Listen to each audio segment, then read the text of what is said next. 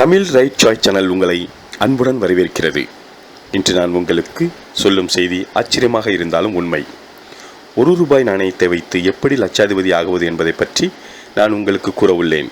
இதற்காக நீங்கள் கொஞ்சம் ரிசர்ச் பண்ணி சில ₹1 பழைய நாணயங்களை சேர்க்க வேண்டியது வரும். ₹1 நாணயம் என்றால் இந்த காலகட்டத்தில் சகஜமான ஒன்று. நீங்கள் நினைத்து கூட பார்த்திருக்க மாட்டீர்கள் ₹1 நாணயம் உங்களை லட்சாதிபதி ஆக்கிவிடும் என்று. இது உண்மை. உங்களிடம் பழைய ₹1 நாணயம் இருந்தால் உங்களை கண்டிப்பாக லட்சாதிபதி ஆக்கிவிடும். ஆந்திர மாநிலத்தில் பழைய நாணயங்கள் விற்பனை செய்யும் கடை நடத்தும் ஒருவர் ₹1 நாணயத்தை 3 லட்சத்திற்கு விற்றுள்ளார். உங்களிடமும் பழைய ₹1 நாணயங்கள் இருந்தால் அதை ஆன்லைனில் அனுப்பி நீங்களும் லட்சாதிபதி ஆகலாம்.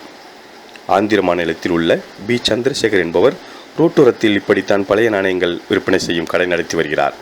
இவர் கடையில் நம் இந்திய நாணயங்கள், அதாவது பழைய நாணயங்கள் அதிகமாக சேர்த்து வியாபாரம் செய்து வருகிறார். இவரின் நாணயங்கள் நிறைந்த கடை ஓல்ட் தெலுங்கு காம்ப்ளெக்ஸ் எதிரில் உள்ளது.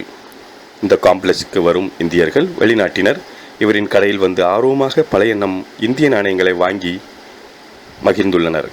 இதில்தான் இவர் ₹1 நாணயத்தை 3 லட்சத்திற்கு விற்றுள்ளார். உங்களிடம் ₹1 நாணயம் இருந்தால் நீங்களும் ஆன்லைனில் அனுப்பி லட்சாதிபதி ஆகுங்கள். உங்களுக்கு எமது சேனலின் செய்தி பிடித்திருந்தால் சப்ஸ்கிரைப் செய்து கமெண்ட் செய்யவும். நன்றி, வணக்கம்.